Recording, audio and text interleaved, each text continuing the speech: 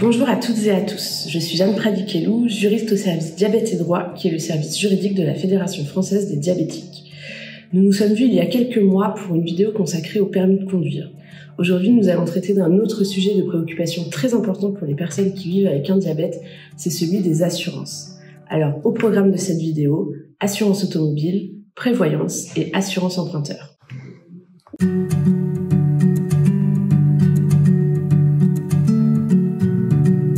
Dans la plupart des contrats d'assurance automobile, la validité du permis de conduire est la seule condition pour être couvert par le contrat d'assurance.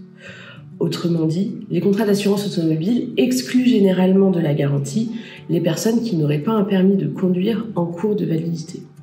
Pour les conditions de validité du permis de conduire pour les personnes qui ont un diabète, pour savoir qui sont les personnes soumises à une visite médicale d'aptitude pour la validité de leur permis, je vous renvoie à la vidéo précédente qui est consacrée à cette question. Le Code des assurances impose de remplir un formulaire de déclaration du risque. Mais généralement, le diabète n'a pas à être déclaré dans ce formulaire de déclaration du risque. Cependant, je vous conseille quand même de bien vérifier votre contrat d'assurance afin d'être certaine ou certain que vous n'avez pas à déclarer le diabète à votre assureur automobile. Vous l'aurez compris, a priori, pas de démarche spécifique à effectuer concernant l'assurance automobile, sinon celle de s'assurer d'avoir un permis en cours de validité et ainsi de respecter le code de la route.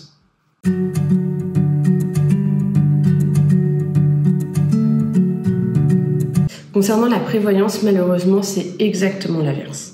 Lorsque vous allez souscrire à un contrat pour une prévoyance, un questionnaire de santé vous sera automatiquement soumis. Et dans ce cas, nous avons connaissance de beaucoup de surprimes et ou d'exclusions de garantie qui sont opposées aux personnes qui vivent avec un diabète.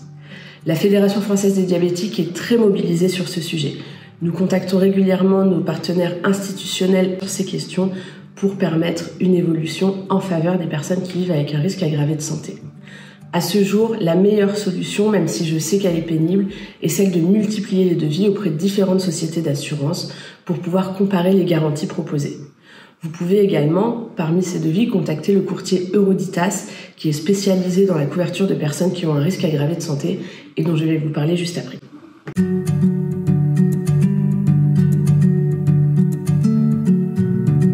Si vous contractez un emprunt immobilier, la banque va vous demander de souscrire à une assurance emprunteur pour cet emprunt, et ce, quel que soit votre état de santé. Alors, deux situations doivent être distinguées. Première situation, si l'emprunt porte sur un montant de moins de 200 000 € et les conditions sont cumulatives, que les échéances arrivent à terme avant les 60 ans de l'emprunteur. Dans ce cas, la loi Lemoine s'applique. La loi Lemoine est une loi qui permet, premièrement, de changer d'assurance emprunteur à tout moment et sans délai, et deux, que dans ce cas, aucun questionnaire de santé ne soit imposé. Dans ce cas, il faut par contre faire preuve d'une très grande vigilance. En effet, comme aucun questionnaire de santé n'est imposé, il peut y avoir des clauses d'exclusion de garantie. Ces clauses d'exclusion de garantie peuvent porter sur une liste de pathologies, dans ce cas le diabète en fait souvent partie, ou bien sur toutes les pathologies préexistantes. Dans ce cas, cela peut être problématique aussi. Il est donc impératif, dans les contrats qui entrent dans le cadre de la loi Lemoine, d'être très vigilante et vigilant à toutes les potentielles clauses d'exclusion. Je vous invite évidemment à multiplier les devis. La seconde situation concerne les cas d'un emprunt supérieur à 200 000 € et ou d'échéances qui arriveraient après les 60 ans de l'emprunteur. Dans ce cas, la loi Lemoine dont on a parlé précédemment ne s'applique pas et un questionnaire de santé vous sera automatiquement soumis. En cas de questionnaire de santé, le diabète étant un risque aggravé de santé, des surprimes et ou exclusions de garantie peuvent vous être imposées. Mais le diabète n'est pas la seule circonstance. Tous les contrats d'assurance sont différents et se basent sur de multiples facteurs qui peuvent être l'âge, l'activité professionnelle, la pratique d'activités physiques ou sportives à risque, etc. Il est donc extrêmement important de multiplier les devis auprès de différentes structures pour pouvoir comparer les garanties. Je sais malheureusement que parfois, certaines personnes peuvent avoir de grandes difficultés à s'assurer hors cas de la loi Lemoine. Pour ces personnes et pour les autres, le courtier Euroditas propose un contrat d'assurance emprunteur spécifique, Diabète Assure. Diabète Assure donc est un contrat spécifique qui est réservé aux adhérentes et aux adhérents de la Fédération française des diabétiques qui s'engagent à passer un bilan de santé pour le diabète tous les ans.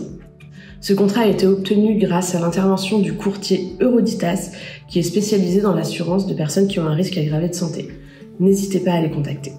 Le contrat d'assurance Diabète Assure reste un contrat d'assurance classique, donc il peut correspondre à une certaine catégorie de personnes, mais pas à d'autres. Même avec Diabète Assure, je vous conseille de multiplier les devis. Surtout, n'hésitez pas à contacter Diabète et Droit, le service juridique de la Fédération française des diabétiques.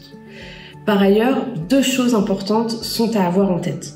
La première, c'est que la loi Lemoine, dont on a parlé précédemment, ne s'applique qu'aux prêts personnels et non aux prêts professionnels. Ensuite, deuxième chose très importante, si un questionnaire de santé vous est demandé, il est impératif de le remplir loyalement.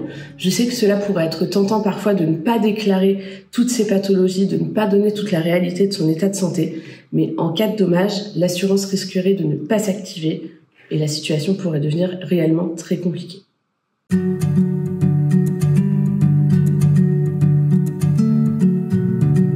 Vous l'aurez compris, le secteur des assurances est un secteur qui est extrêmement concurrentiel.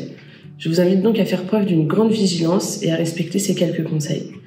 Premier conseil, toujours bien vérifier les clauses de votre contrat. Cela vous permettra de savoir dans quelle situation la garantie pourrait être activée, mais aussi de savoir quelles pourraient être les éventuelles exclusions de cette garantie. Deuxièmement, multipliez les devis. Je sais que c'est pénible, mais je me répète, cela vous permettra de voir quel contrat vous sera le plus avantageux. Et troisièmement, ne jamais hésiter à contacter Diabète et Droit, le service juridique de la Fédération. Je suis joignable par mail quotidiennement à l'adresse juriste@fédérationdesdiabétiques.org, mais aussi par téléphone le mardi de 8h à 12h30 et le jeudi de 13h30 à 18h au 01 40 09 24 25. Je vous remercie de votre attention et n'hésitez pas à me contacter.